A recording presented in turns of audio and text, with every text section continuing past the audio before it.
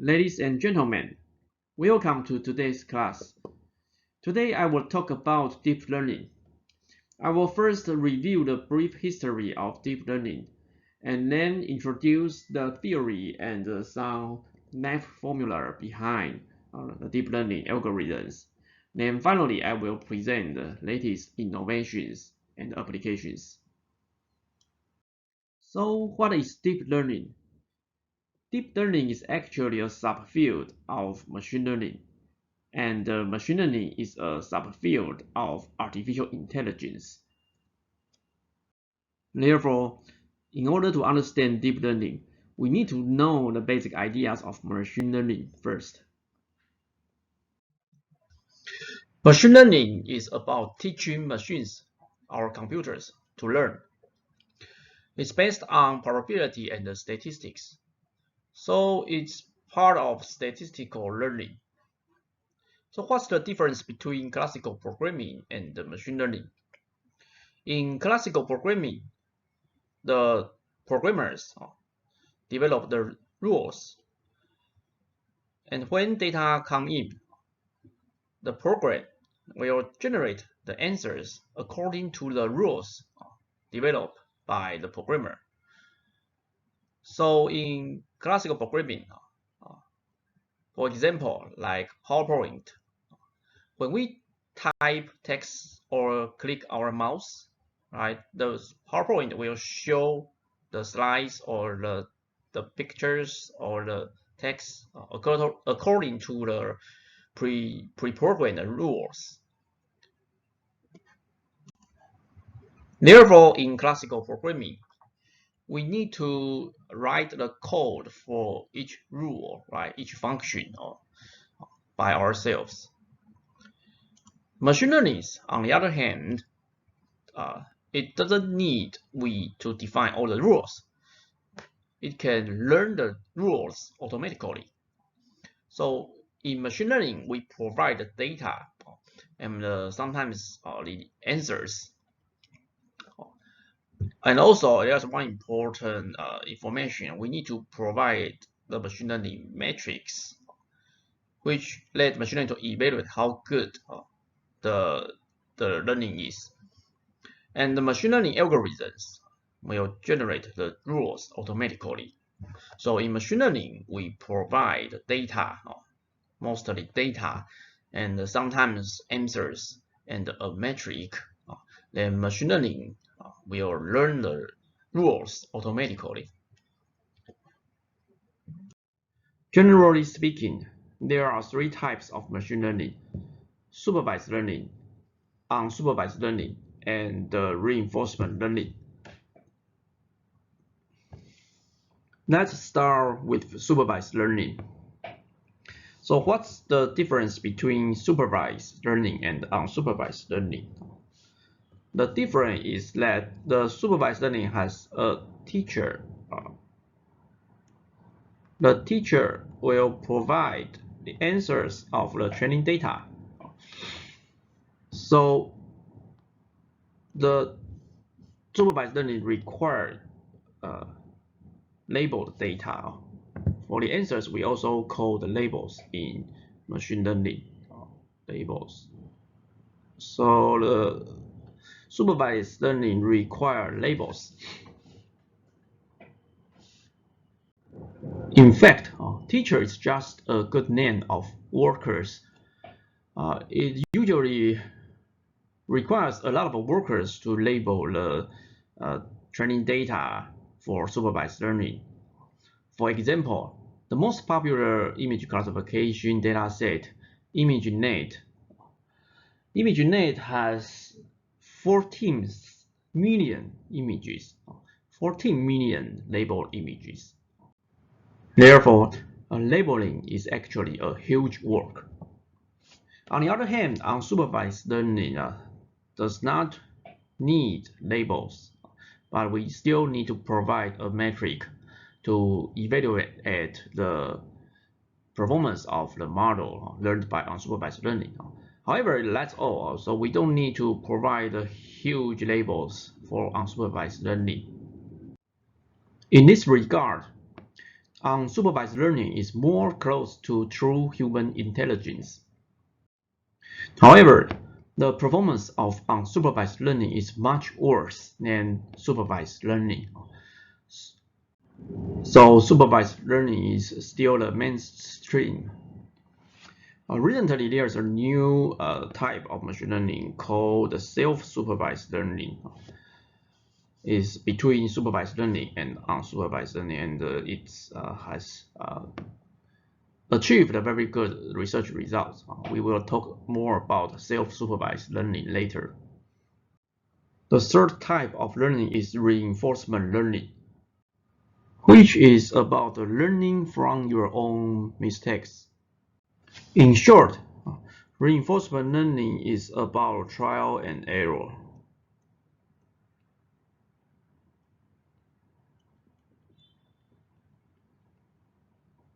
Plus, delayed reward.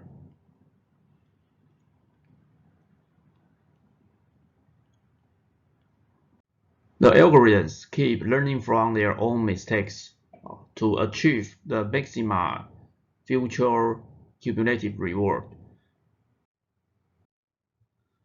Researchers have different beliefs and assumptions of solving machine learning problems. We can roughly classify the machine learning algorithms into 5 types based on their beliefs. The first one is evolutionaries.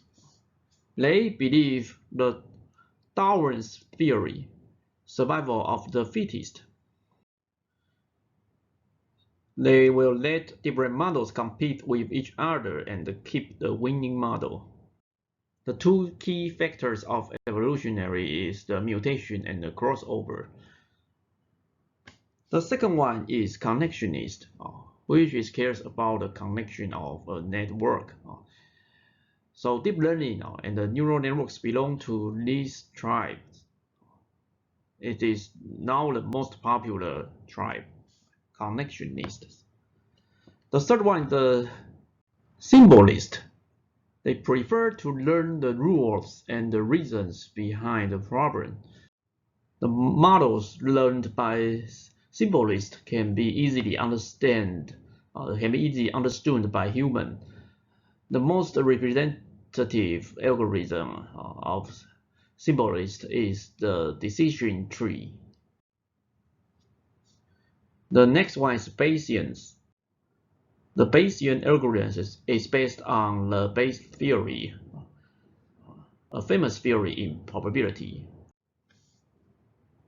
The last one is analogizers. They try to find an analogy between training data and the test data.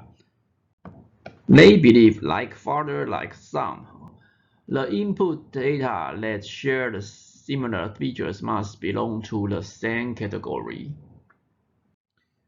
So here's a picture that illustrates the beliefs of different tribes. Different tribes are grouped for different types of problems. Actually, we can combine the different tribes and create a hybrid approach. For example, it's very common now to first use the evolutionary to learn the architecture of the neural network, right? To decide which neuron we want to select, and then use the connectionist to learn the parameters of each connection, to tune the parameters, and then we can apply a new approach called distillation to try to find the rules behind the neural network. So then we combine the symbolist approach. The Bayesian is about the probability. So here is his histogram to show that the Bayesian is a statistical model. It's based on conditional probability. Okay, the last one is analogizer. Analogizer is like I said, they believe like father, like son, so they will try to find the most similar patterns in training data and then classify the input as that category. The idea of 5 tribes was introduced in a book written by Pedro Domingos. He is a professor with Washington University. He believed that to solve the mystery of human intelligence, we need to find an algorithm that's good at all kinds of problems. He called that algorithm the master algorithm. During his career, he constantly observed that the different types of algorithms are good for different kind of problems. So he believed in the near future we can find the master algorithm that unite all the tribes. Right now, it looks like the deep learning is the uh, most promising candidate for the master algorithm. There are hundreds of algorithms, but the good news is all the algorithms can be represented by 3 basic operations. In other words, we can reduce all algorithms into 3 fundamental operations. So what are the operations? The first one is AND operation. The AND in logic design, we suppose we have a binary input. So the input is either 1 or 0. The AND says that suppose we have different input. The first input is 1 and the second input is 0. Then the output is 0. But it only output 1 if both inputs are 1. So let's end. The second one is OR. OR means the output will be 1 if one of the input is 1. So it's a OR. Either first input or second input is 1, then the output is 1, also it's OR. The third fundamental operation is the most simple one. It's just invert the input. It's called NOT. So if the input is 1, then the output is 0. And if the input is 0, then the output is 1. If you have learned the logic design before, you know that computers can be designed by those 3 basic operations, same as the algorithms. Here is another operation called XOR, exclusive OR. It is not a fundamental operation, but it is special. The XOR states that if the input are the same, then the output will be 0. The output will only be 1 if the inputs are different. So that's why it's called exclusive OR. So if the inputs are 1, 0 or 0, 1, then the output will be 1. Otherwise, the outputs are 0.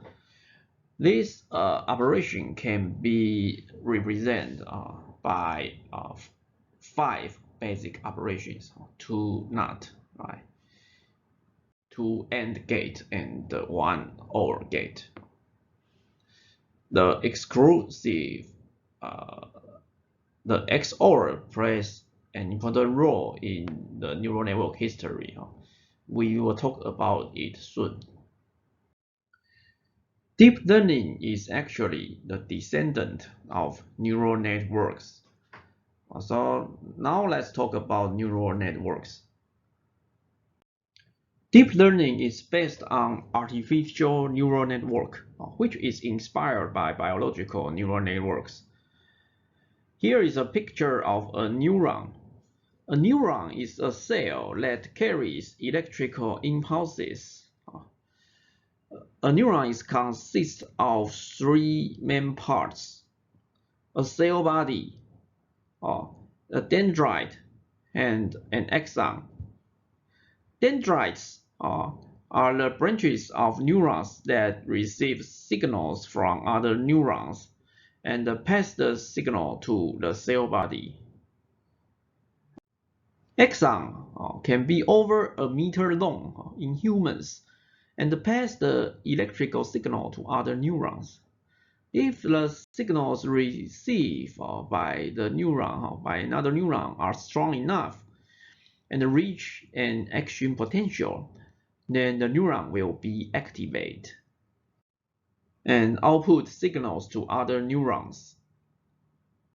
Have you ever wondered how many connections are there in the brain? Here are some numbers. For adults, there are around 10 to the power of 11, or 100 billion number of neurons in an adult brain. That's a huge number, but this is only the number of neurons. Each neuron has around 1,000 connections. So there are around 1,000 connections per neuron. The connections are called synapses. So the total number of connections are 10 to the power of 14, or 100 trillion number of connections.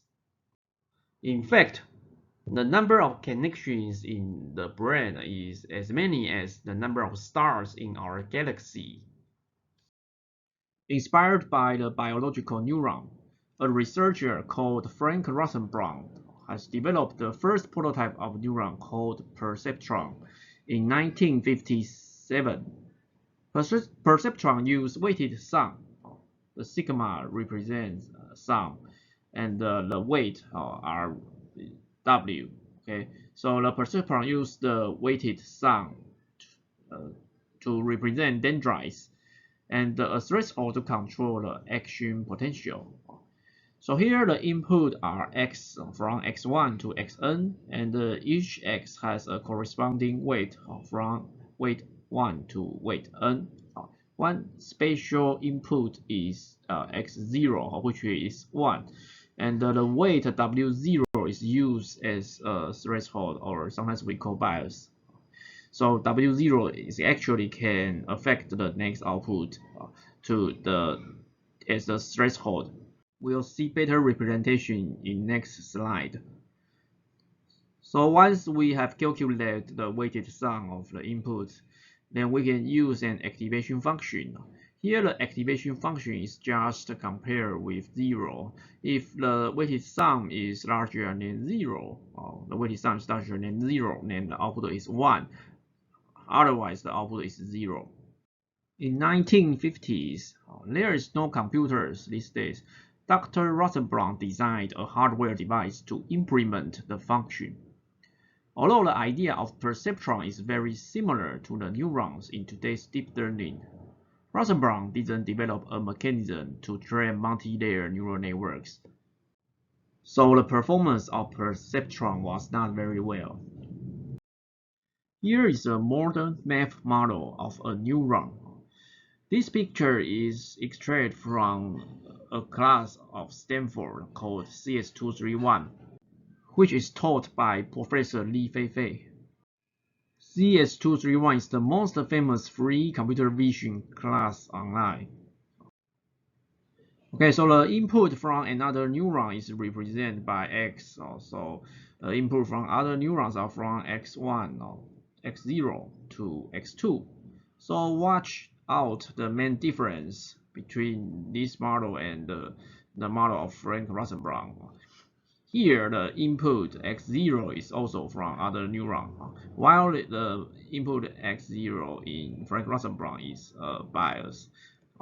So the input is from x0 to xn.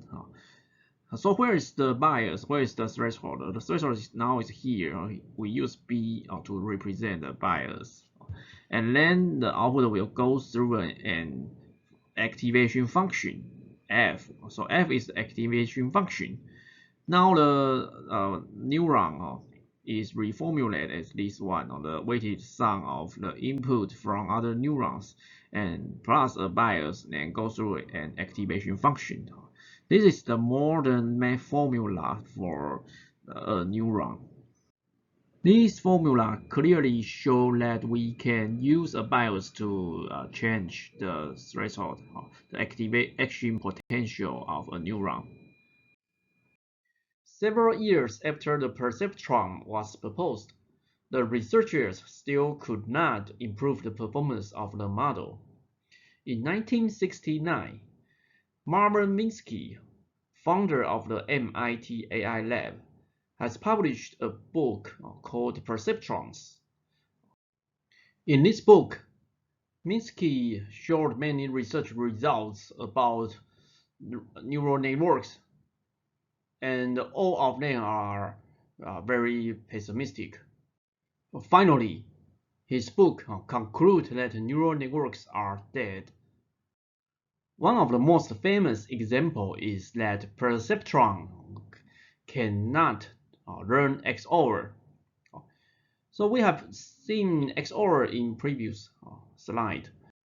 So why perceptron cannot do XOR? Let me show you an example. Suppose this is the input of A, the output, the input of A and B.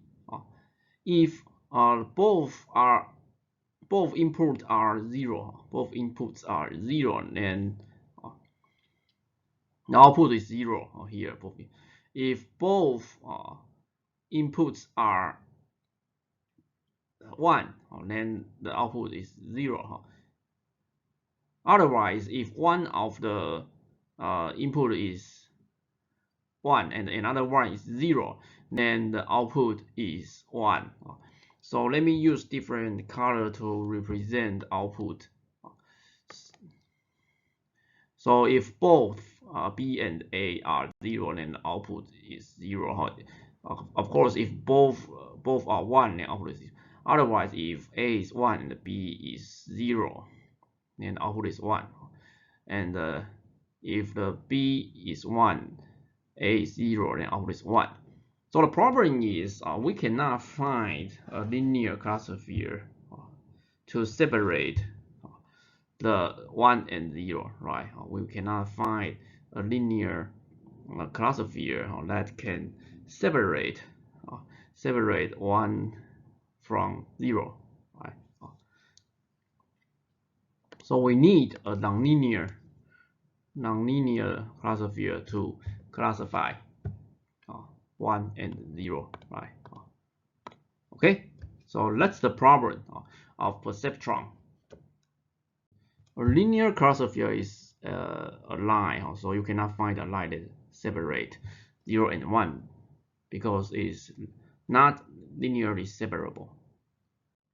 Because Minsky is the world-famous AI researcher, this book has caused the first AI winter because he makes most researchers believe that the neural networks has no hope. So his book led to the first AI winter, and the neural networks has widely been rejected by major machine learning conferences. Many AI visions have never become reality. Investors have become impatient with the slow progress in artificial intelligence, which led to AI winter from 1969 to 1990. In fact, AI had made a short comeback in the 1980s, but in general, artificial intelligence has become a non-mainstream research in this period. Who is the white knight who saved the AI winter? Actually, there were 3 white knights. The first one is Geoffrey Hinton. He's now the head of Google Brain. The second is Jan LeCun. He's the head of Facebook AI research. And the third is Joshua Bengio. The big three have reinvented the neural network and call it deep learning. They won the 2018 Turing Award together. The Turing Prize is considered as the Nobel Prize in the field of computer science. Another important deep learning researcher is Andrew Arnold. He is the professor of Stanford University and has founded Coursera, one of the largest online learning platforms. His deep learning course is the best online course, and it's free. However, Andrew is younger than the other three researchers, so he didn't win the uh, Turing Prize with the big three. Anyway, they are good friends and respect each other. The winter for neural networks has been continued for more than a decade. The hero came to the rescue is Geoffrey Hinton, who showed that the XOR can be learned by using multi-layer perceptrons using backpropagation. Although the idea has been conceived by other researchers before, it's Hinton's paper that clearly addressed the problems proposed by Minsky, so he is considered as the father of deep learning. Here is an example.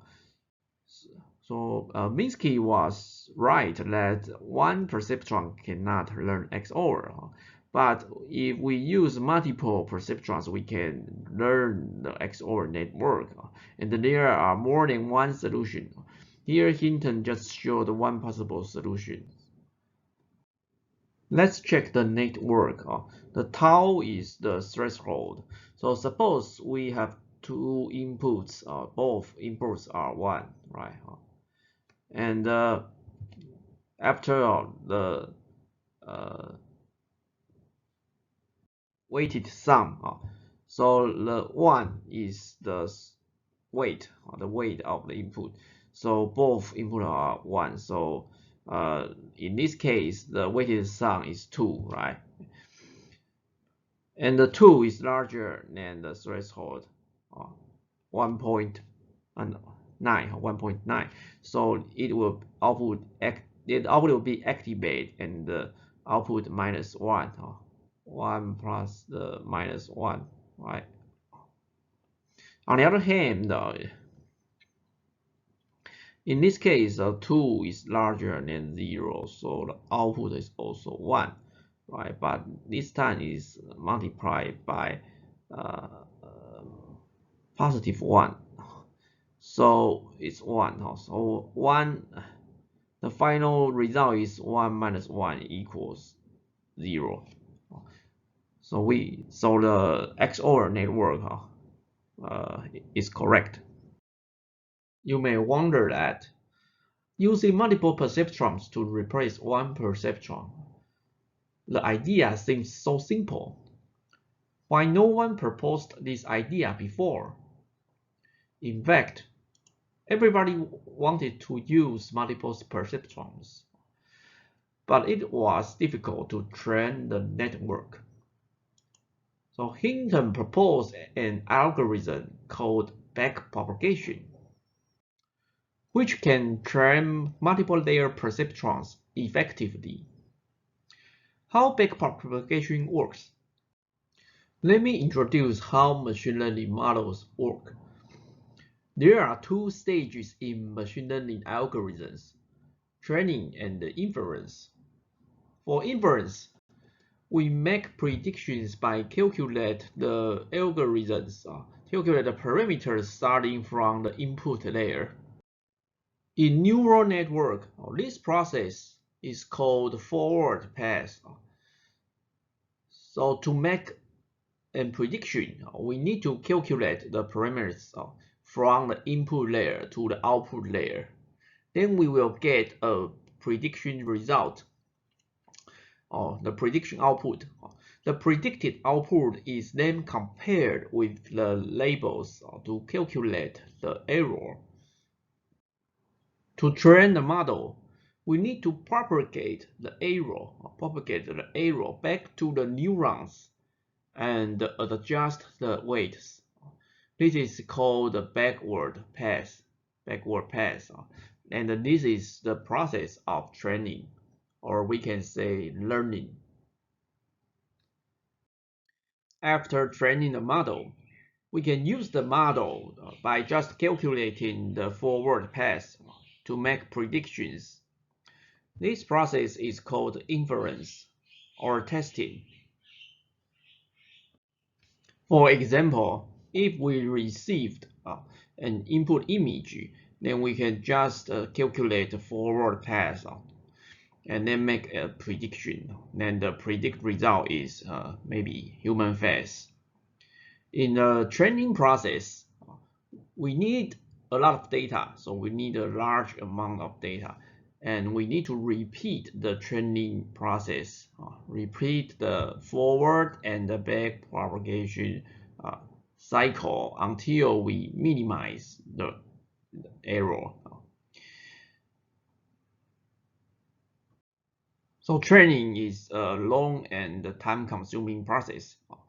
On the other hand, the inference is much faster because we only need to calculate the forward path and make the prediction. What is the magical math formula used for backpropagation? It turns out the age-old calculus, the chain rule. The chain rule can let us calculate the derivatives of each function one by one and multiply together. So naturally, we can use chain rule to calculate the gradient of the multi-layer neural networks. The open source deep learning framework like Caffe, TensorFlow, or PyTorch, they all use the chain rule to calculate the gradient and train neural networks. Let's see an example to help us understand the process of training and inference. This example is recognizing handwritten digits. The digits are from a dataset called MNIST, which was prepared by Jan Lacan.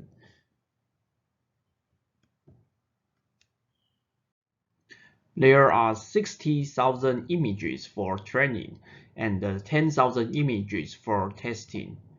Our goal is to train a neural network that can recognize the handwritten digits from 0 to 9. A typical neural network has multiple layers. Suppose we have 4 layers, and this is the output result of layer 4, the output vector. Note that in classification problem, the dimension of the output vector, the number of outputs in the data set in the vector should be the same as the number of class we want to predict. In this case, we have 10 classes in the MNIST dataset. The 10 classes are from 0 to 9, the numbers from 0 to 9. Whenever we receive an image input, we'll convert it into a vector. And the vector data will go through multiple layers and do the calculation or do the forward calculation. And finally, it will output an vector with 10 dimensions. The dimension is 10. And hopefully, the output is the probability of each class. And hopefully, the probability of being 4, the probability of that the input image is 4 is the highest, then we will predict that the input image is 4.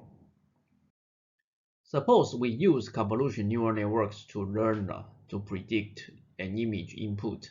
We will talk about the details of convolutional neural networks, CNN, later.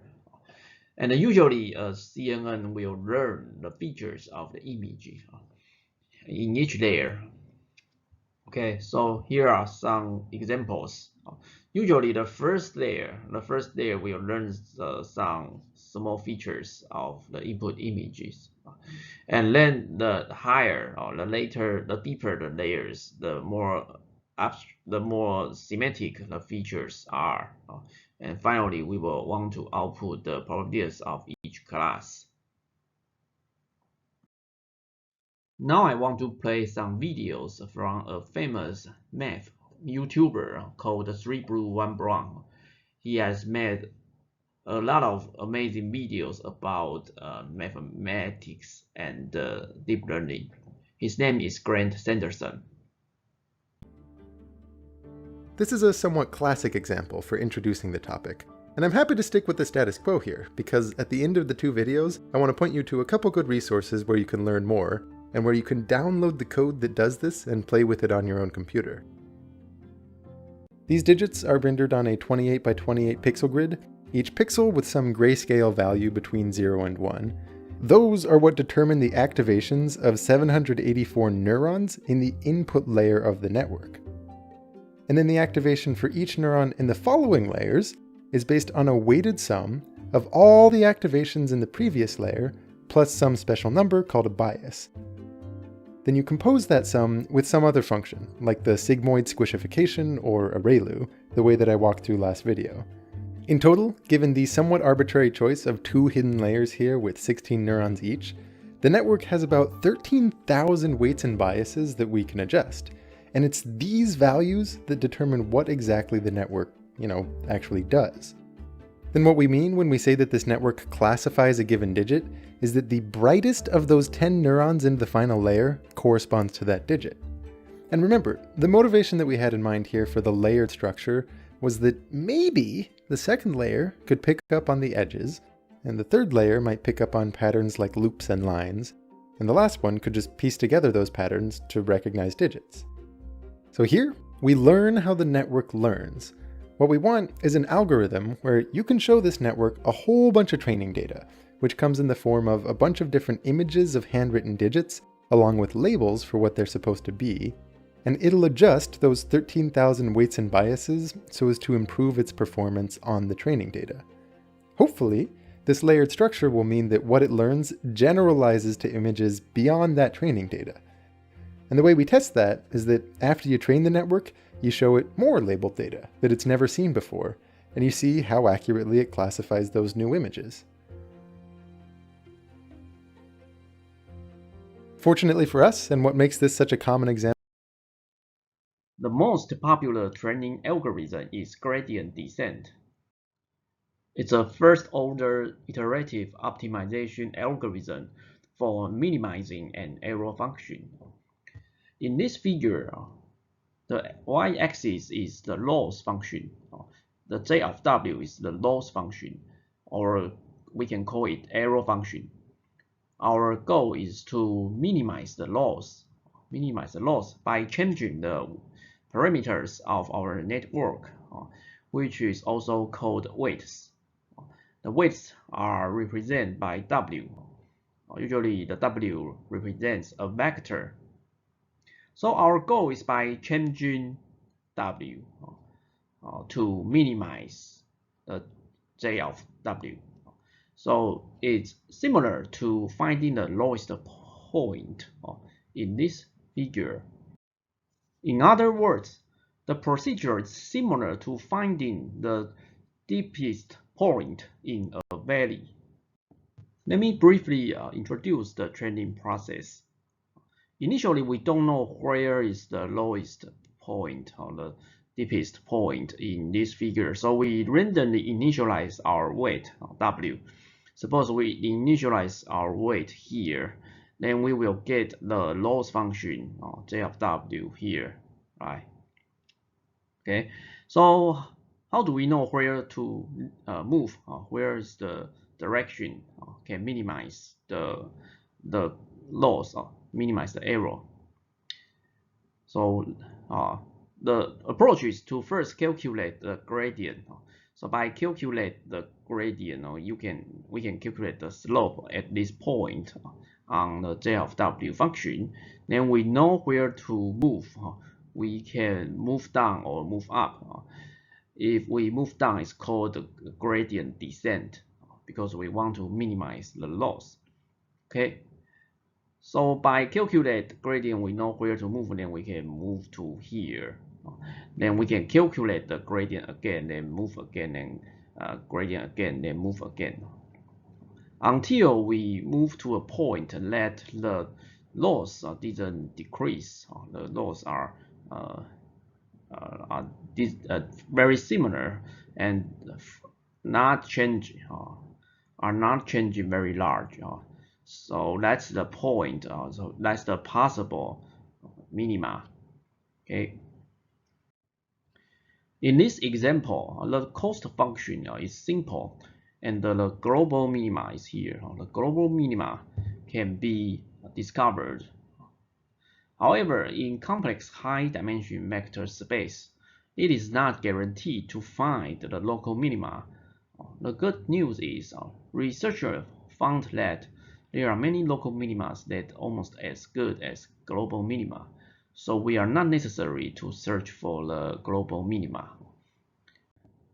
However, this issue is why deep learning is hard to train because it's not guaranteed to find the global minima.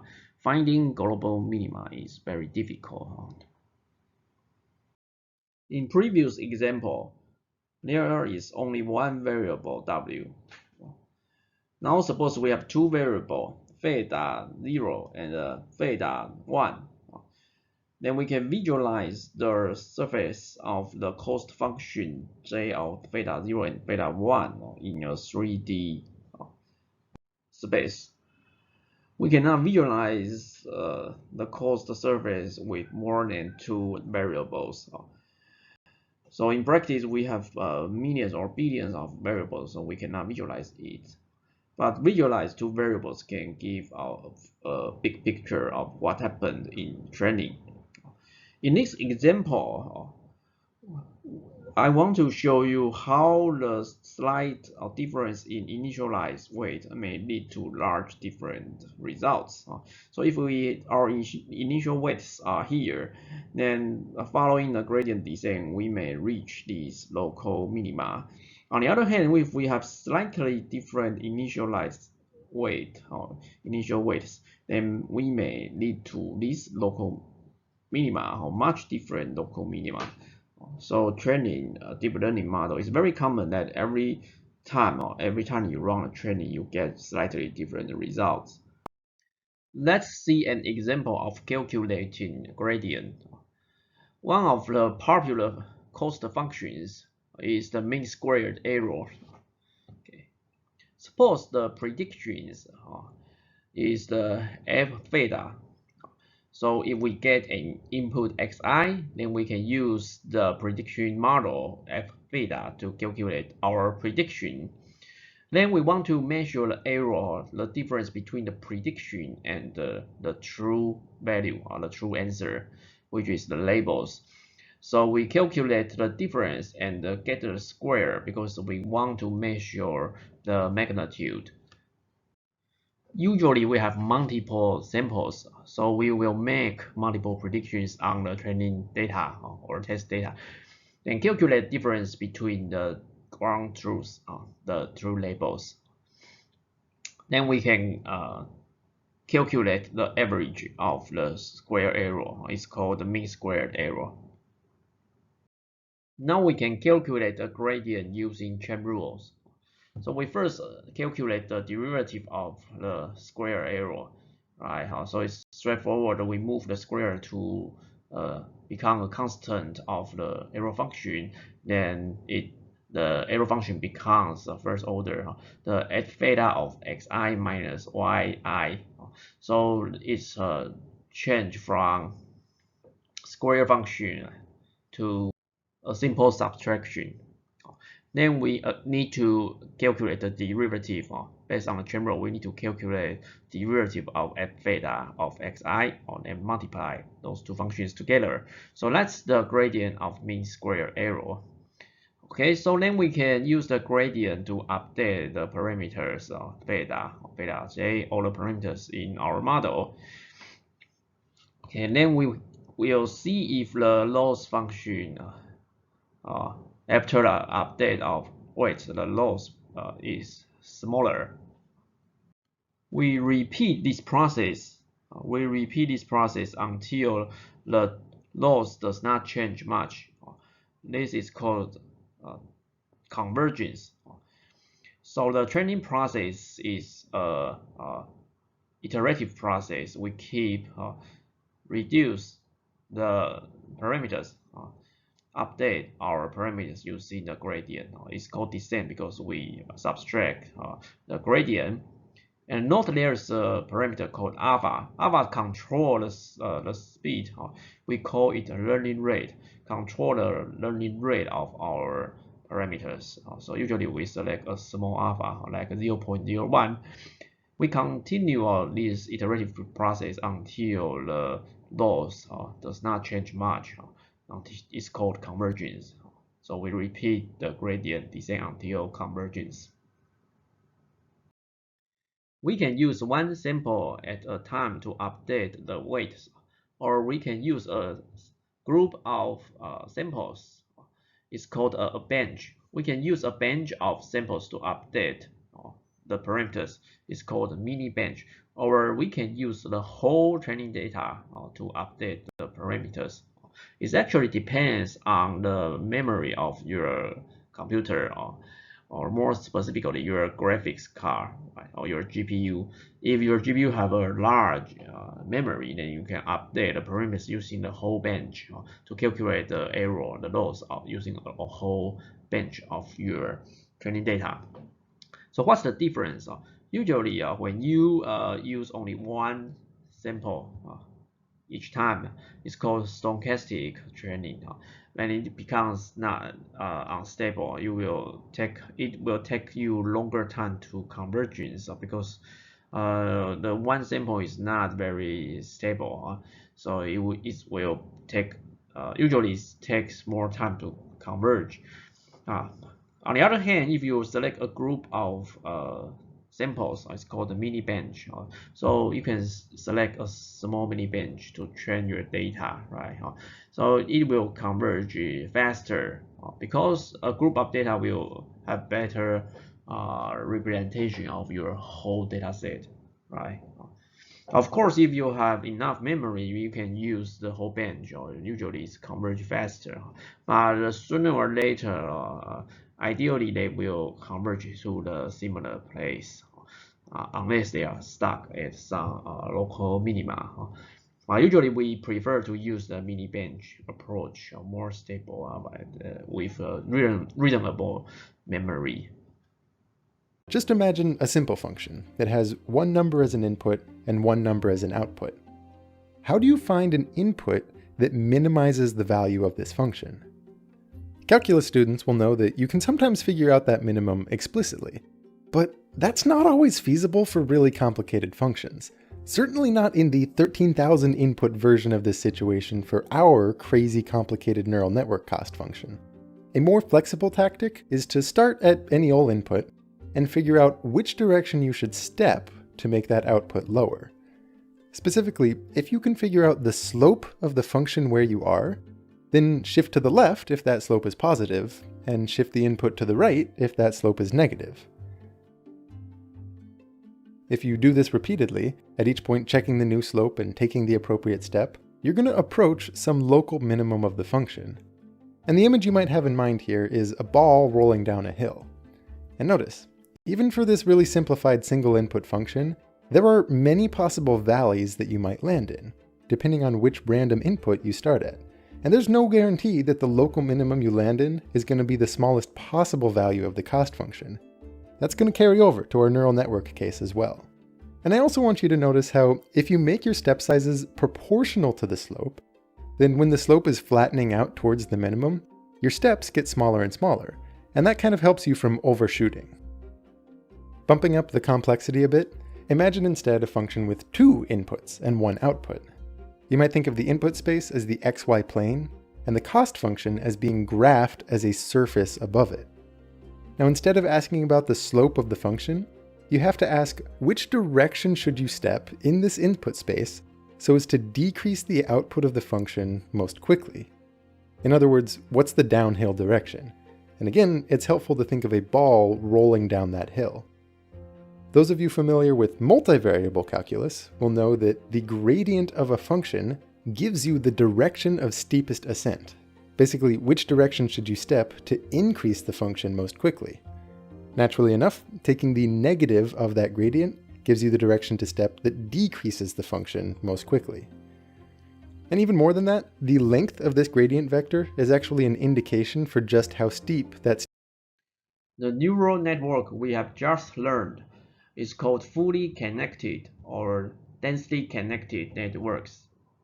Because for each layer, each output is connected to all the inputs of the next layer. So they are called the fully connected layers. Now let's talk about another type of neural network. It's called convolutional neural networks. The convolutional neural network was introduced by Jan LeCun in 1990s for recognized handwritten digits. Convolution is a mathematical operation that has been widely used in many engineering fields, such as digital signal processing, electrical engineering, and physics. In image processing, the convolution operations are 2D filters, which can be applied to extract different image features. The training process is to adjust the parameters of filters to minimize the errors between the predicted predictions and the labels. So here is the architecture proposed by Jan LeCun, so it's called LaNet. This architecture is very similar to modern convolutional neural network. So the first, this is the input image, so not a layer of neural network. And for the first layer, there are a lot of convolutional filters. Each filter is used to extract features. What the feature is some distinctive pixels of an image. So the filter will filter the features, then it will do subsampling. The purpose of subsampling is to first reduce the number of data and let the filter can focus on larger area of the image. Usually the second convolution layer will learn more high-level features because of the subsampling. And finally, the output of convolution layer will go through several fully connection layers, right? It's called a full connection here. And the final output is 10-dimensional vector, right? Because we want to classify 10 class from the handwritten digits from 0 to 9. So there are 10 classes. Convolutional neural networks have been widely used for image recognition. Before introducing more CNN architectures, let us talk about imagenet first.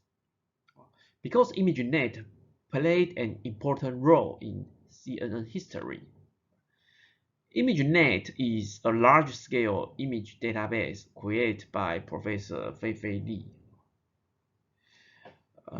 and her group in Stanford University. There are around 20,000 categories and 14 million images.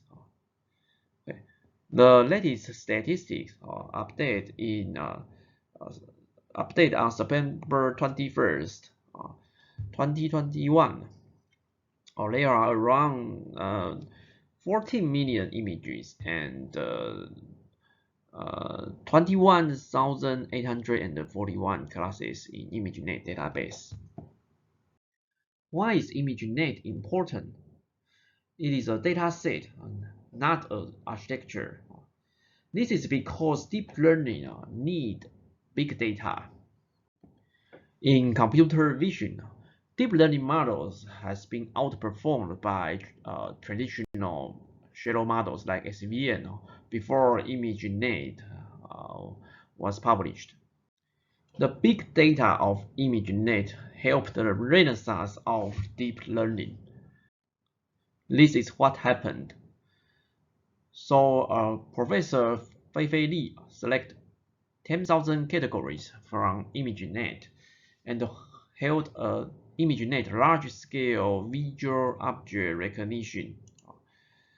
It's called ILSVRC challenge, a competition in 2010.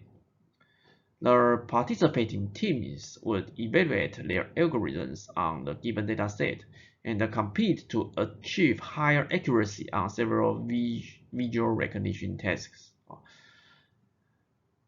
So ILSVRC stimulated the advancement of technology. In 2012, the students of Hinton joined the challenge and proposed a CNN model known as AlexNet now. So AlexNet won the challenge with large margin and spurred a deep learning boom.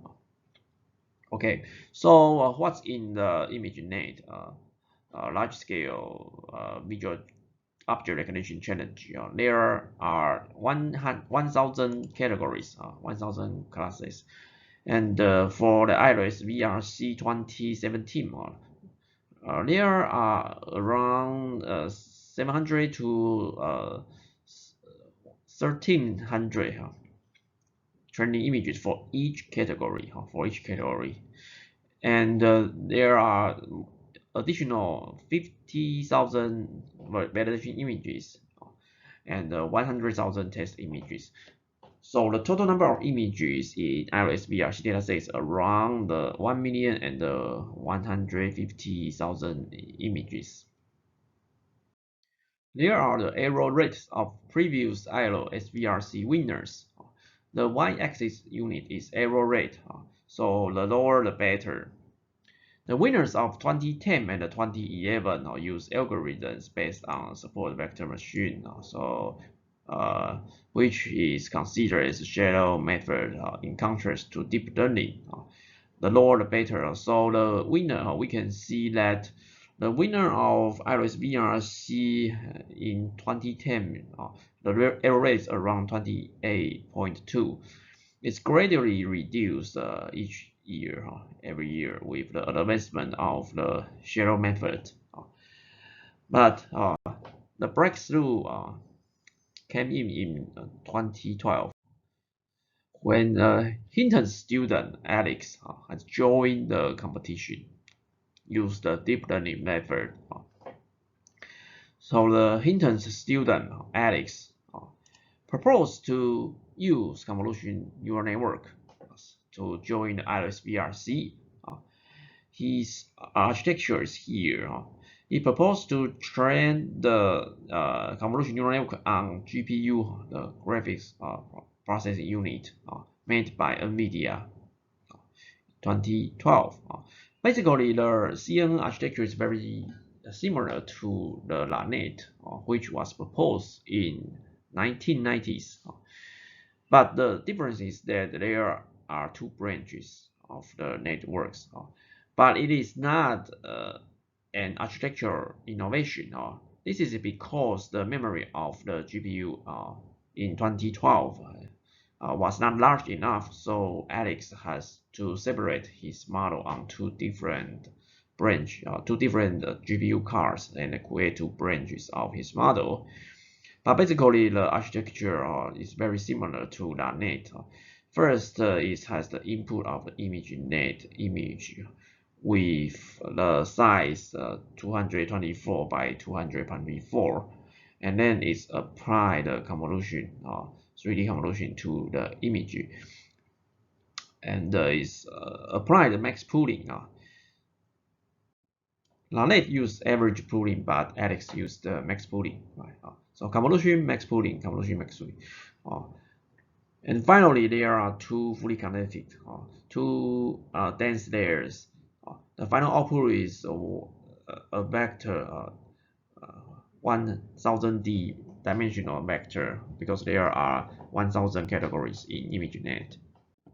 AlexNet also introduced some techniques we used today, like the ReLU activation function and the dropout for training. Here is the error rate of AlexNet. The error rate is 16.4, which is almost 38% lower than previous winner in 2011, which was based on a shadow method. So there were a lot of researchers skeptical of deep learning, but they all become the believers of deep learning after seeing the promising result of AlexNet. So after AlexNet, the deep learning methods dominate the iris VRC challenge. Okay, and the error rate keeps lowering. Meanwhile, the researchers found that the deeper the model, the better the performance. So the researchers start to study the deeper model. That's why it's called deep learning. So they try to increase the number of layers in a model, make it deeper. The winner in 2014 has 19 layers, and the winner, GoogleNet, in 2014 has 22 layers. And finally, in 2015, the researchers from Microsoft Research Asia has proposed a model called ResNet and pushed the limit of the depth of the model to 152 layers. Okay. And one thing to note is that it's the first time that the accuracy or the error rate is lower than human. So deep learning model has achieved the human level accuracy in 2015. Although the human level accuracy was made by only one human, Andrei Karpathy, PhD student, because not many people want to see through all the test images in ImageNet. Remember, there are 100,000 images in the test dataset of ImageNet. Here are the network architecture of some important CNN models. We won't go through the details here, but we can see the overall trend of CNN architecture. The first is LaNet. After LaNet, here is the AlexNet and the VGG, right? The winners of iris VRC. And the trend is that the network become deeper. Then the winner, GoogleNet, proposed the branch, right? Multiple branch of the neural network. The previous models are sequential because they don't have branch. So Google LaNet proposed the branch of the inception cell. Then based on Google Net, there are more architecture called inception V3, inception V4.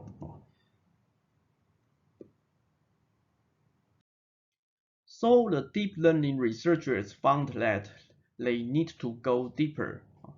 Here is a picture from a wonderful movie, which happens to be called Inception. Researchers knew that deeper architecture can achieve better performance. But if the architecture becomes too deep, the error rate increases. This is due to a problem called vanish gradient, which states that the gradients becomes too small after too many layers. This problem is straightforward because after multiple layers of chain rule calculate the derivatives, the information becomes very small. To solve this problem, in 2015, the researchers from Microsoft Asia proposed the residual network. The residual network idea is simple. It ends a skip connection. a skip connection to pass the information to several layers at later. Right. So there are now two paths. One is go through the original layers. Another one is to skip the layers and pass the information to later layers.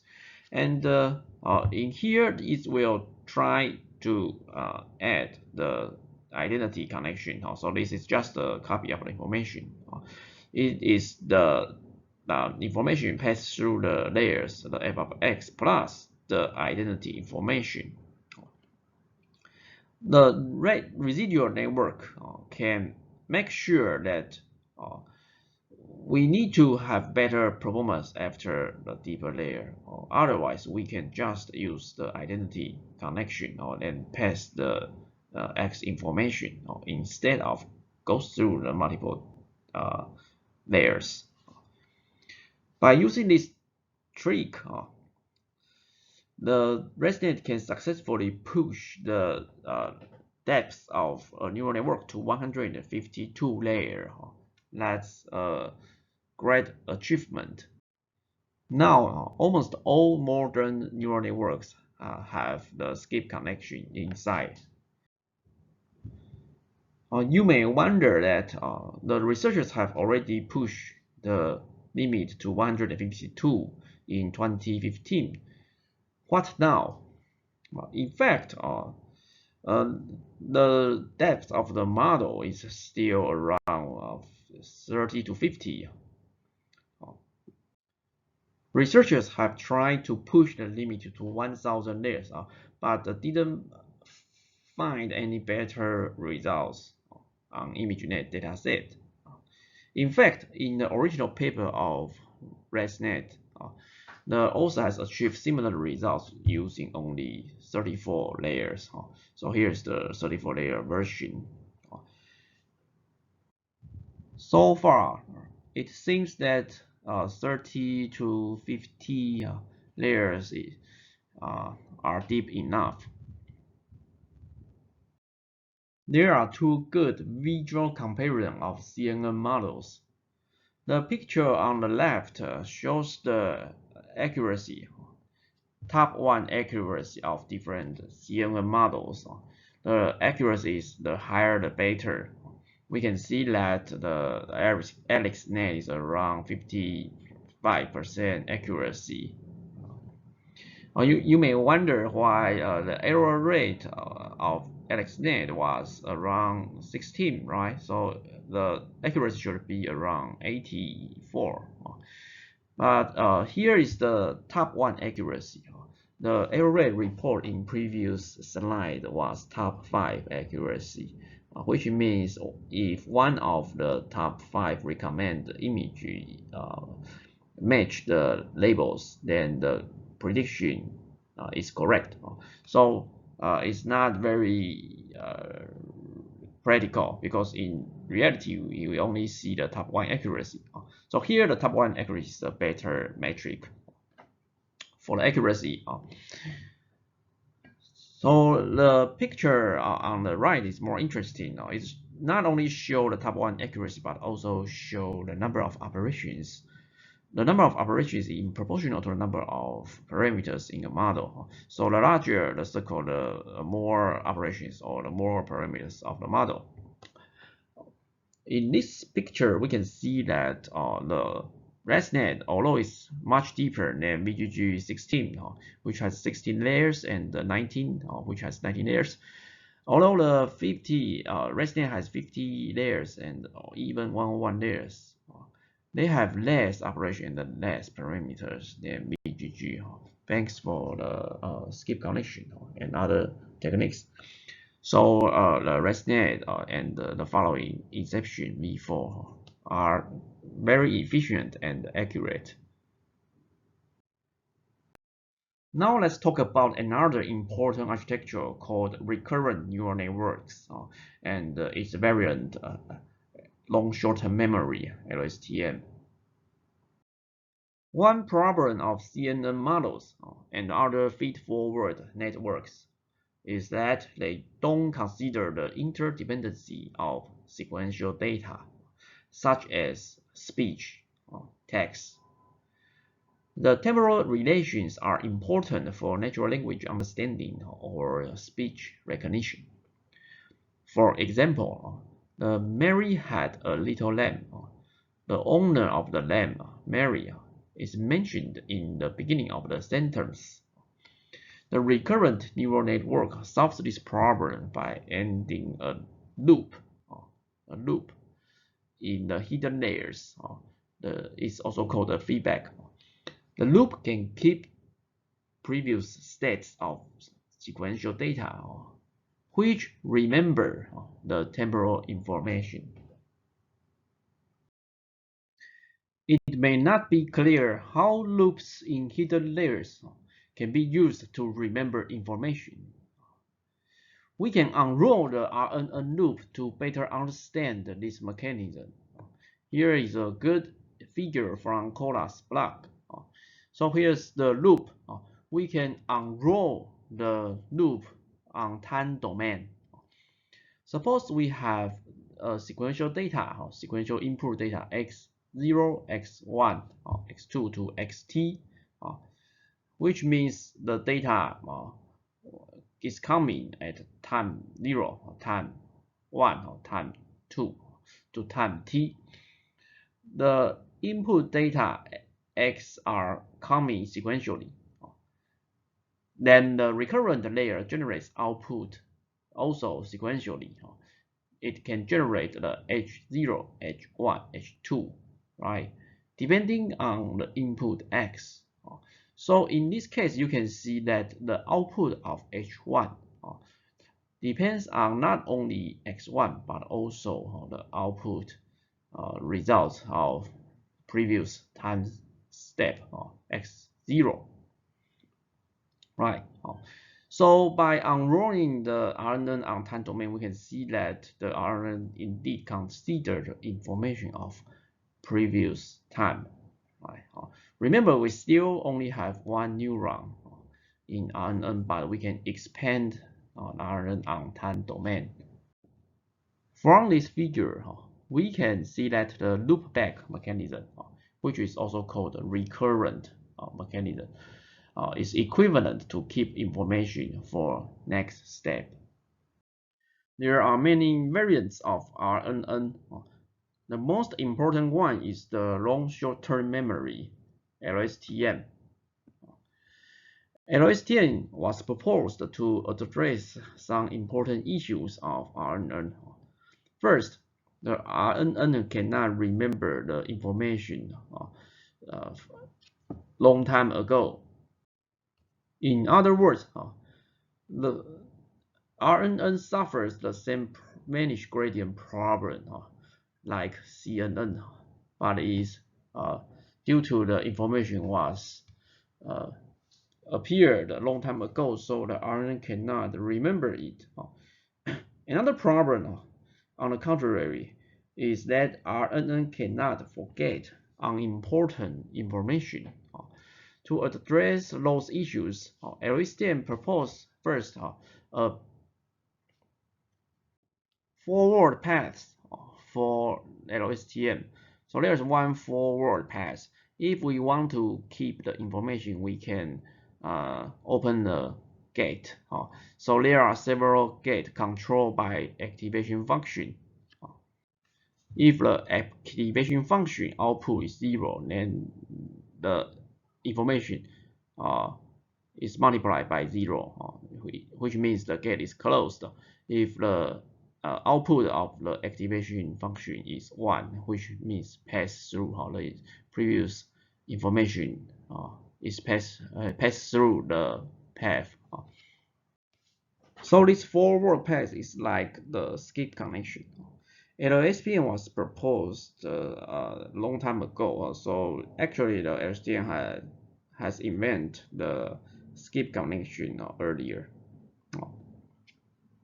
And then another important function is the forget gate. The LSTM can learn forget some unimportant or out of date information. So STN achieved the forget function by the three gates. One is the input gate, the other one is the output gate, and the third is the update gate. The three gates can control if to forget the information or update the new input or update the input to the output to combine the previous information and input to output a new output. Another important innovation in last decade is deep reinforcement learning, which has achieved the holy grail of artificial intelligence, defeat humans in the game of Go. What is reinforcement learning? In its simplest form, reinforcement learning is trial and error plus delayed reward.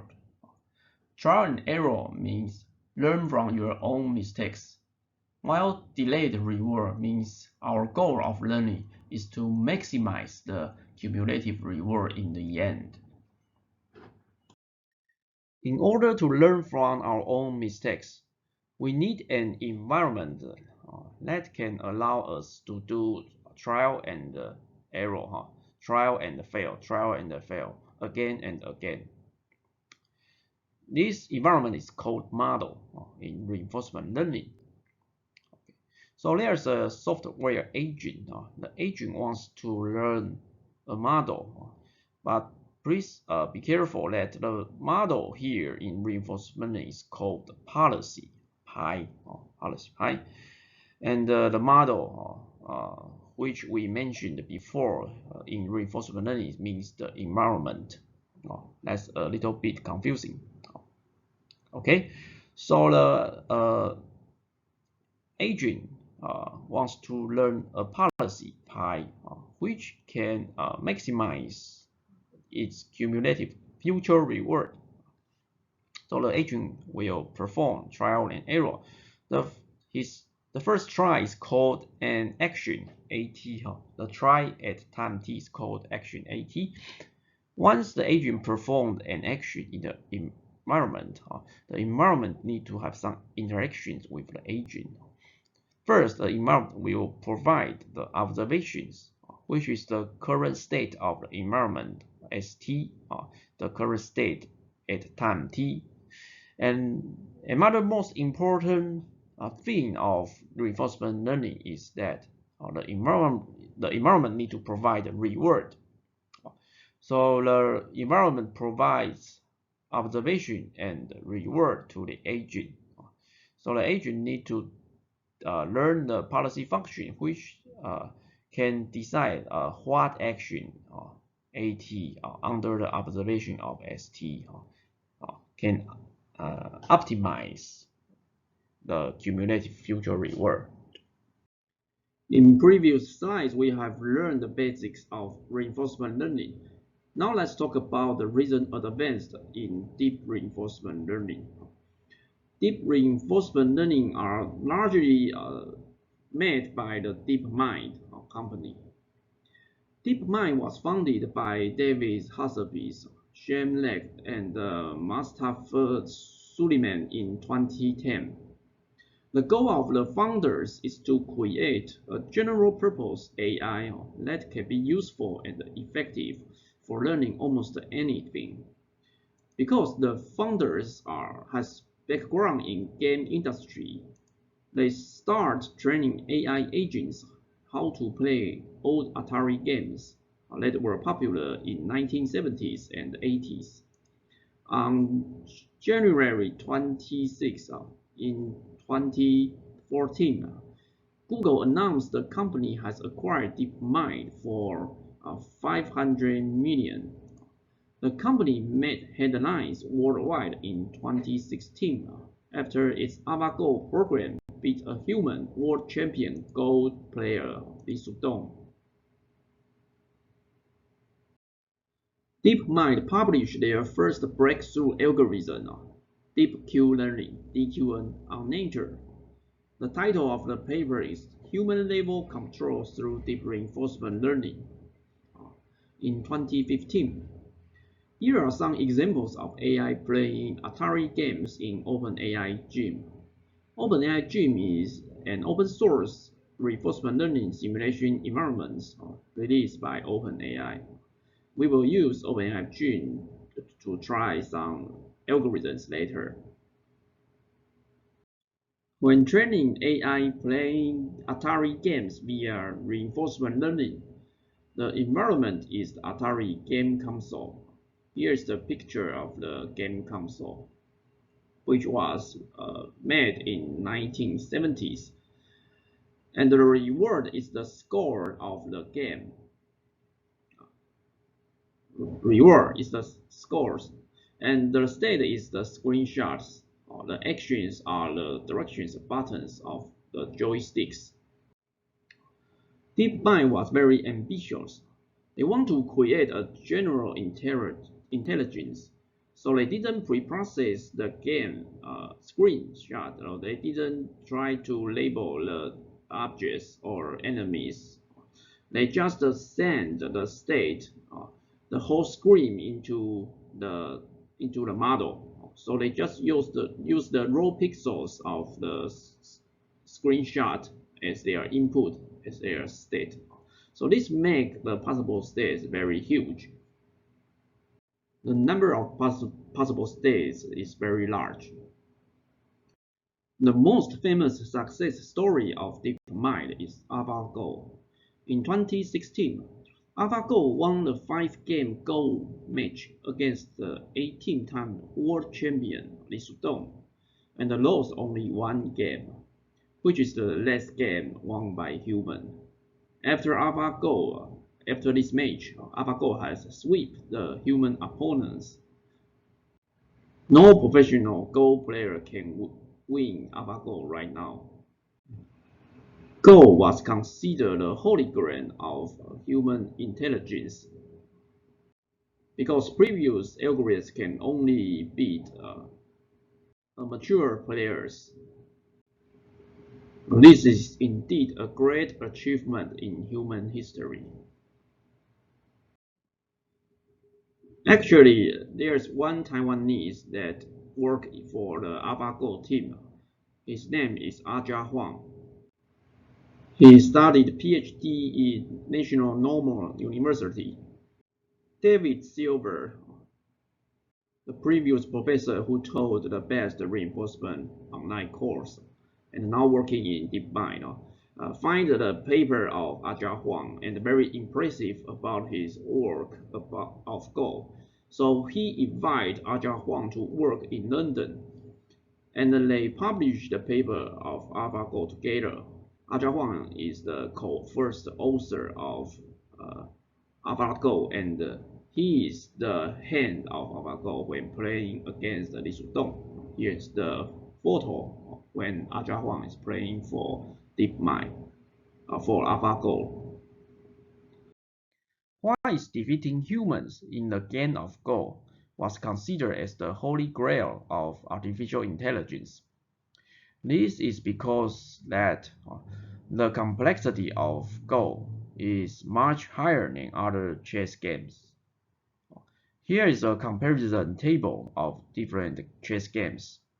We can see that because the board size of Go is larger than other games, which is 19 by 19, so the state space and the game tree size all much larger than other chess games.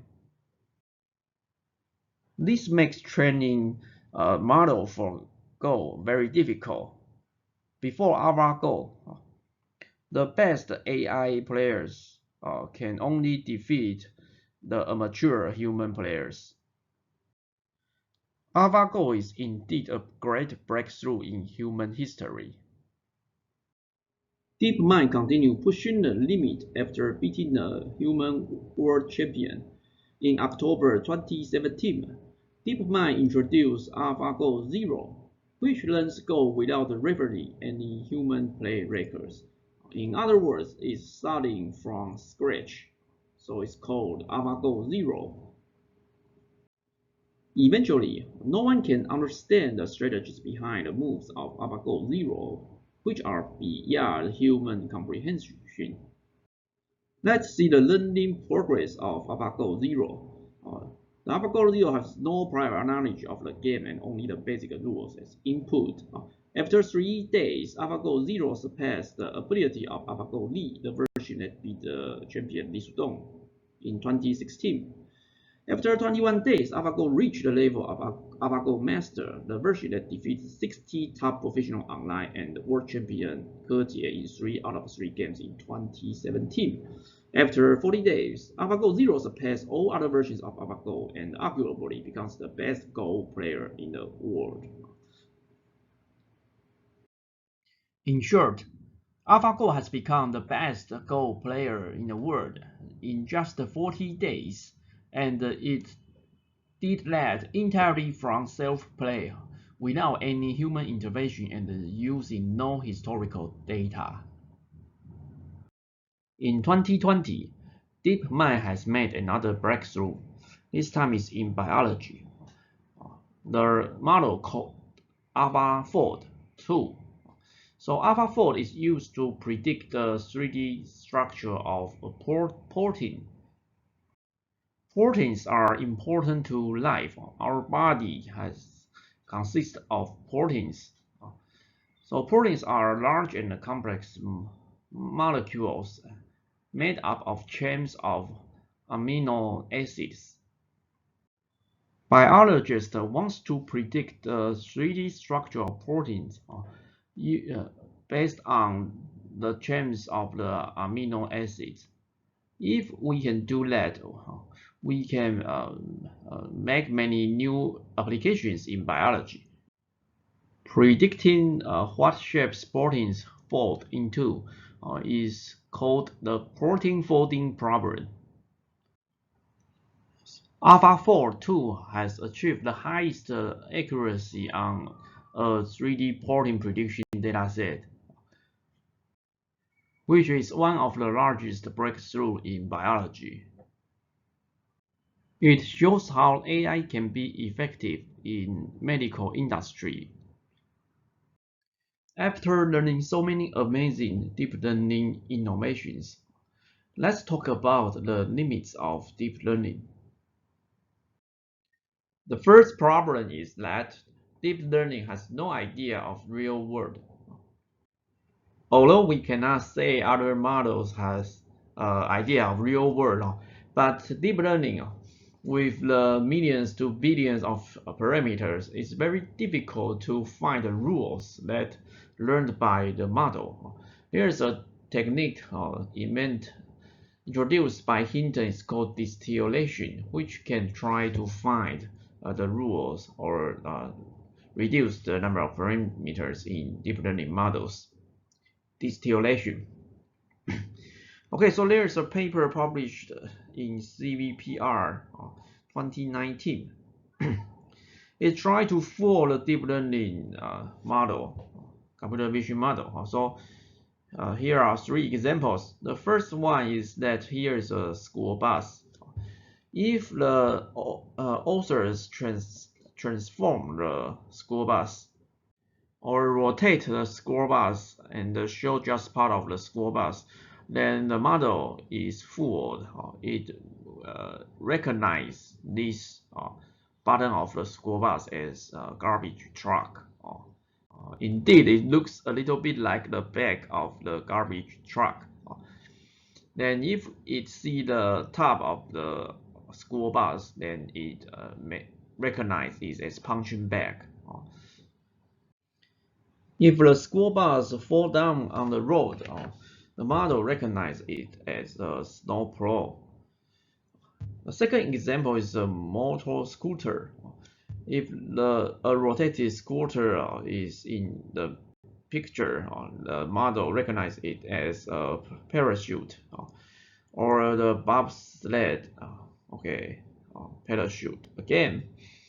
And if here's a fire truck, if we rotate the fire truck a little bit, it recognizes it as a school bus, or even fire boat or bobsled. From those examples, we can see that the AI models can easily fooled by some change of the real-world objects. In fact, the problem has caused an accident in Tesla's autopilot deep learning model, and it has happened in Taiwan on June 1st in 2020. As shown in this photo, there was an overturned truck on a highway, right? And here is the Tesla. The Tesla seems like in autopilot mode. However, it didn't slow down. It continued driving. It seems like the autopilot model failed to recognize the fall down truck. From previous examples, we know that the AI models has problem, especially the deep learning models, has problem of recognize the overturned truck, right? By the way, the truck was white, so for the AI model, it find a white box on the highway. The model has never seen a white box on a highway in the training data, so it was confused and decided to ignore the box. Now let's see the video. 米白色大货车横倒在高速公路内侧车道，把整个车道都占住，但却有一辆白色特斯拉直直往前开，一直开，完全没看到躺在路中央的大货车，连刹车都没踩，高速撞进货车车厢，货车还因此往后弹了一下。这起离奇的车祸发生在中山高嘉义南下路段，清晨6点多，特斯拉驾驶疑似是开启自动辅助驾驶系统，无视大货车驾驶，就站在路边不断挥手，没察觉车前状况，一头撞上去。但这么强劲的撞击，车主却是毫发无伤，拒绝送医。The second problem of deep learning is adversarial attack. It was introduced by Ian Goodfellow. So here is an example of adversarial attack. Suppose we have an image of panda, and our deep learning model can recognize it as panda with the 57.7% confidence. So it's a good, quite confident. It's a good model. Then we can add some noise. The noise is carefully designed. So after ending this noise, we can generate a new picture of panda.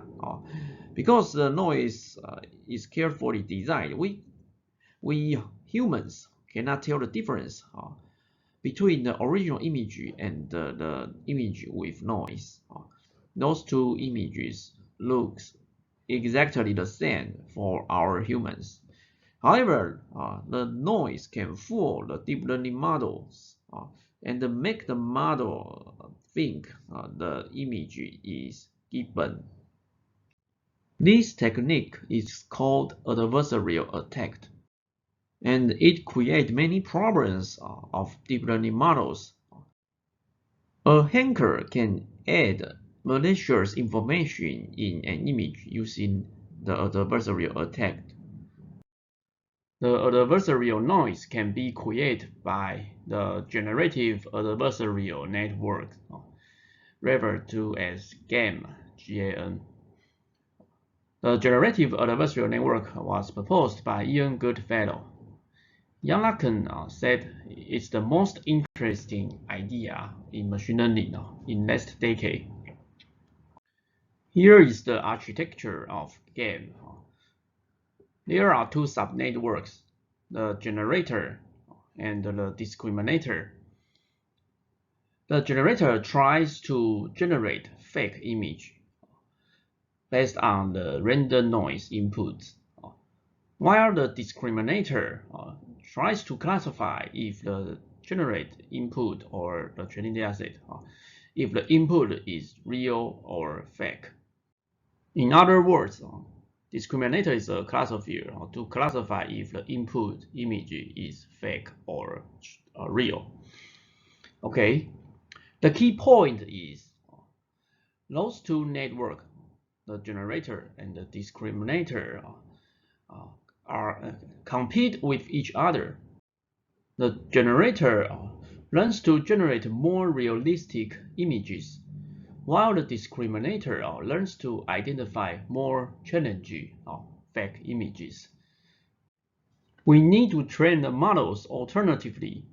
So the generator getting a little bit better, and then the discriminator, or then train the discriminator to get a little bit better, then again train the generator to improve it a little bit. So do this alternatively until game achieves the equilibrium state, when the discriminator can no longer tell the difference between the real images and the fake images. Then we have a strong fake generator, which can generate almost real, very similar to real images. Game is a brilliant idea. After being invented in 2014, game has widely been adopted to generate articles, music, images, or videos.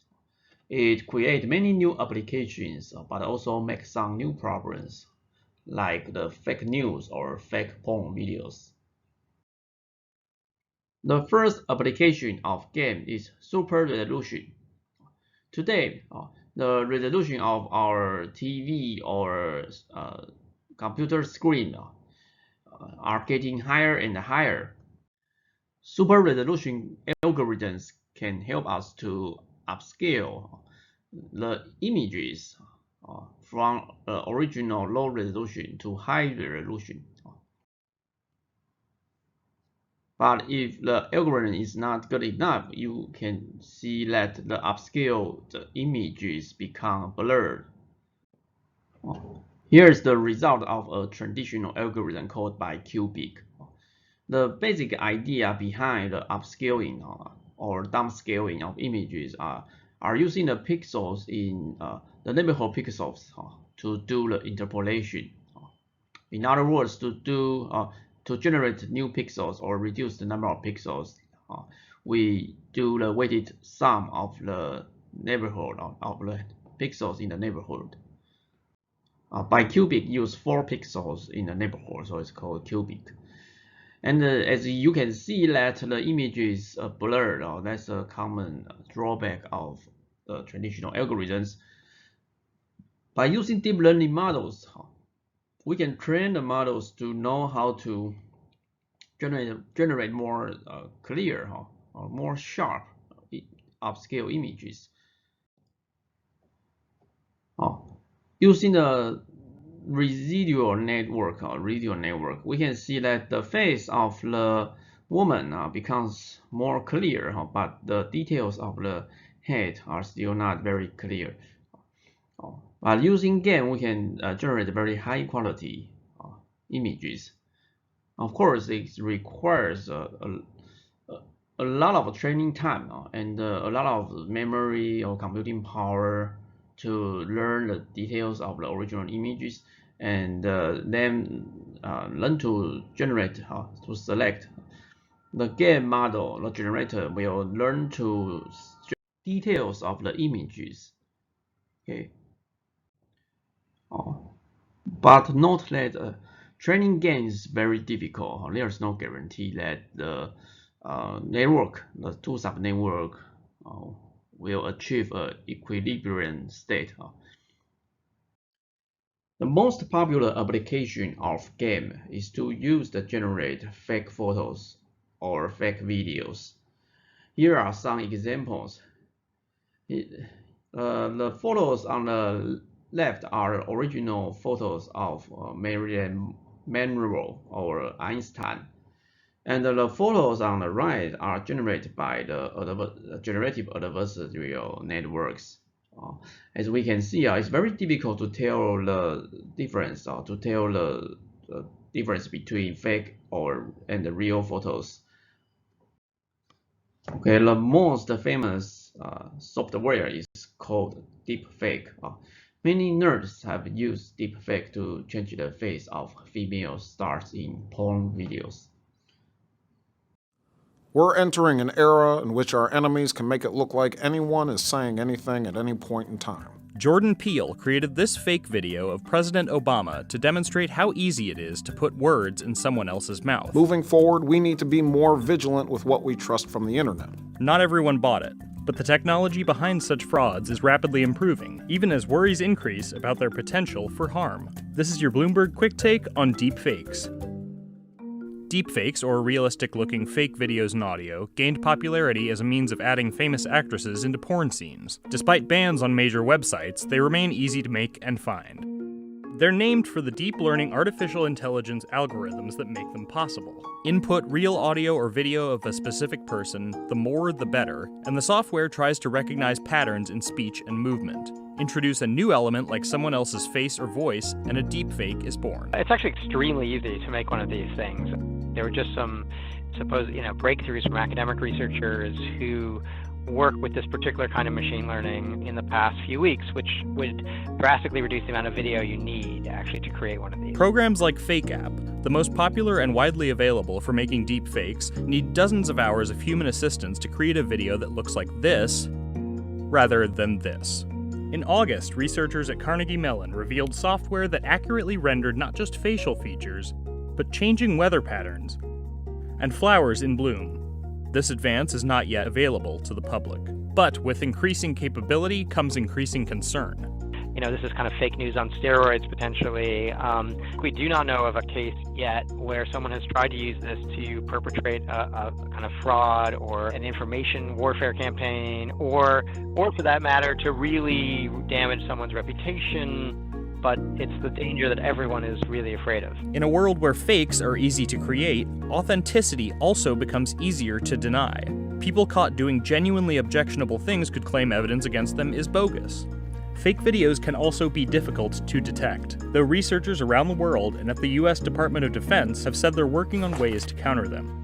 Deep fakes do, however, have some positive uses. Take Cereproc, a firm that creates digital voices for people who lose theirs from disease. Speech synthesis is the artificial production of human speech. There are also applications that could be considered either good or bad, like the many, many deepfakes that exist solely to turn as many movies as possible into Nicolas Cage movies. Oh, hi, Mark.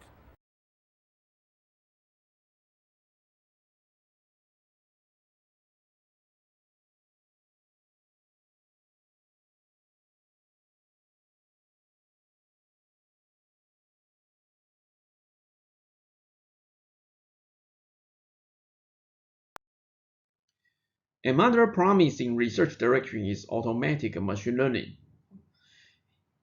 Here is an example from Google's AutoML. So what is automatic machine learning? So far, we have used the graphics card to learn the parameters of neural network, but the neural architecture are designed by scientists, right, or by the researchers. And we start to wonder if the computers can learn the parameters much better than human. Why not let the computer learn the neural network architecture, right? So let's call automatic machine learning. We will try to let the computer to do the whole things, from the architecture, the parameters, and then the tuning the hyperparameters, right? So it's totally automatic. This research field is called AutoML. So Google has devoted to this research direction. So I believe other companies are also devoted to this research direction because it is the future, right? In the future, we finally let the computer learn automatically. We don't need human researchers anymore.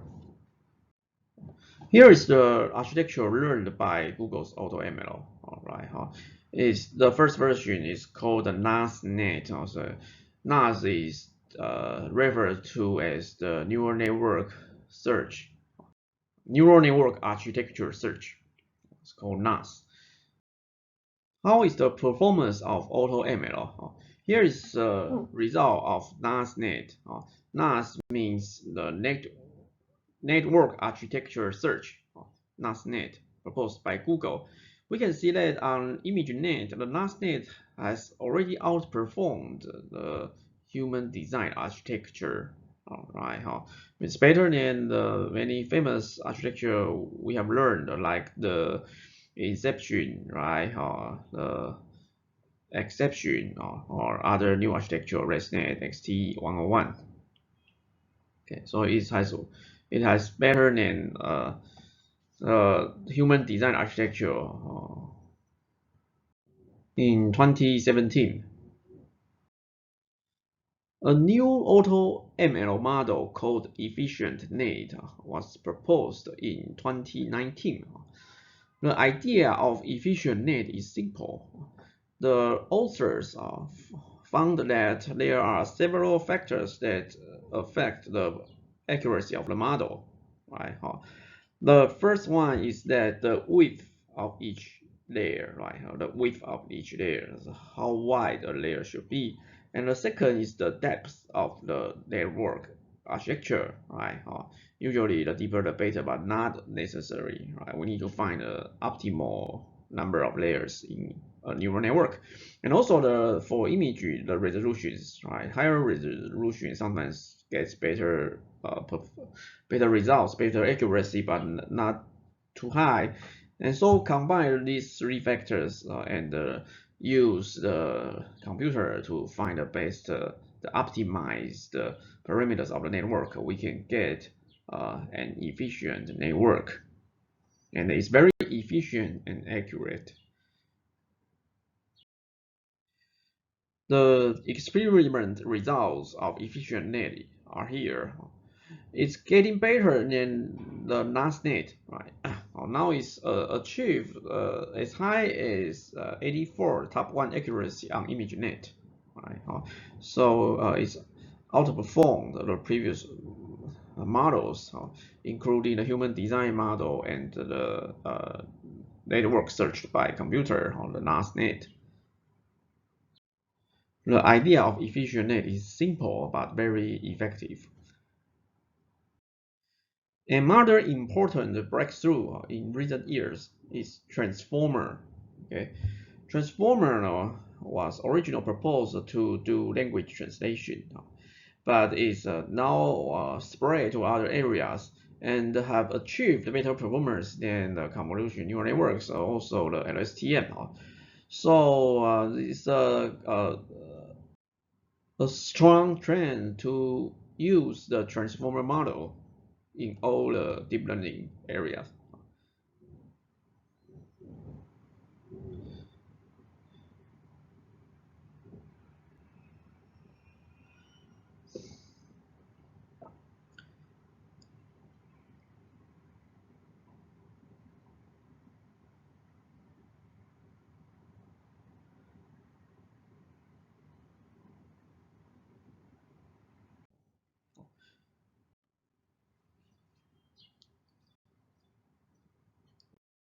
In addition to language translation, researchers have trained transformer models to do many interesting tasks, like article generation or even programming. So some researchers have trained transformer to write simple code. So you just tell the computer what kind of maybe website you want, and then it will automatically generate source code of the website. So here is an interesting website called Hugging Face, which can let you try some functions of transformer.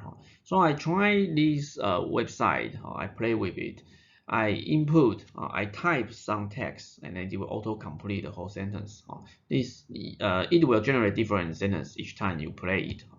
Here is my favorite example. I type "Who is Kuan-Ting?" And then the autocomplete says that Kuan-Ting is the world-famous and respected Chinese martial artist, Kuan-Ting. So you can see that the structure and the syntax, the grammar are correct. I encourage you to play on Hugging Face and then try to use their API to create some interesting applications. Here are the key takeaways of today's lecture. First, deep learning is a branch of machine learning, which is a subfield of artificial intelligence. And there are two stages in machine learning. First, training and testing. The gradient descent is used to train the neural network models by updating weights to minimize the errors, the prediction errors. And the convolutional neural networks are used to recognize images. And Arnold and STM are used to recognize sequential data, such as text or speech. Of course, now people try to use transformers to recognize both images and speech. And the generative adversarial networks are used to generate fake data like photo or video. The transformer told us that attention is all you need. The attention module is the most important neuron in neural network. And the deep reinforcement learning can not only play Go but also study new drugs.